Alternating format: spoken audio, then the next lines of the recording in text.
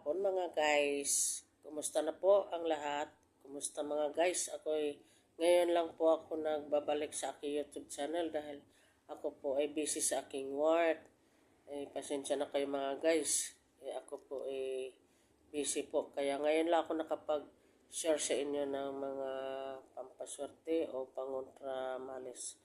Mga guys, kayo ba ay nakakaranas ng usog o balis? O kung kayo ay nakakaranas, ay ako'y may isishare sa inyo mga guys. Kayo ba ay pumunta sa iba-ibang lugar na kayo ay nakakaranas ng kakaibang pakiramdam ninyo? Masakit ang likod o kaya masakit ang sikmura o kaya ay bigla kayong nasat ang ulo o sinisikmura o nangangati. Kasi ako ay may isishare sa inyo mga guys. Ako pala ay napadalhan na ng palipad hangin. Ay wala po akong daladalang pangontra. Kaya yun po ang ituturo ko sa inyo mga guys. Ang turo po sa akin ng nanay ko. Magdala daw ng bawang at sili at asin. Magdala-dala sa bulsa. Kaya mga guys, tuturuan ko po kayo mga guys. Kayo po ay magdala ng bawang sa inyong bulsa o wallet. Ilalagay nyo sa plastic labo o kaya plastic ng yelo. Isang bawang lang po mga guys, 3 sili.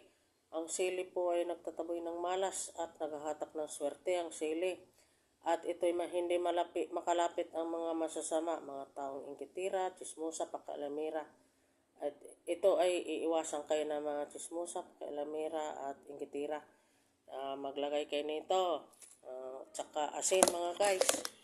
Ang asin po ay maglagay kayo ng kapurit na asin. Kontra malas, taboy kamalasan at naghatak ng positibong enerhiya mga guys. Daladalahin nyo po ito mga guys kung saan man kayo magpunta. Kayo ay kayo ay siswertihin saan man kayo maglakad, saan man kayo magpunta. Iwas disgrasya ang asin, bawang, sili. Kayo ay hindi kayo matatabla ng balis o usog o kontra kulam ito mga guys. Kung itong asin pag natunaw, itatapon nyo sa lababo. Sundan ng suka, 1 kutsara. Itatapon nyo sa lababo ang asin. Sundan nyo ng tubig ripo. Tapos lagyan nyo ng 1 kutsarang tubig.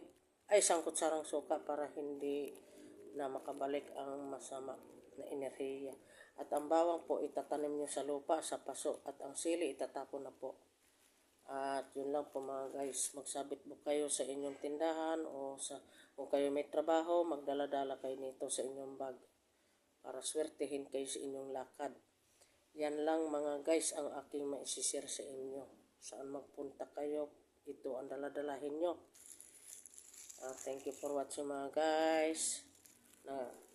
Sana magustuhan nyo ang aking video. Paki-share, like, and share. Thank you for watching mga guys.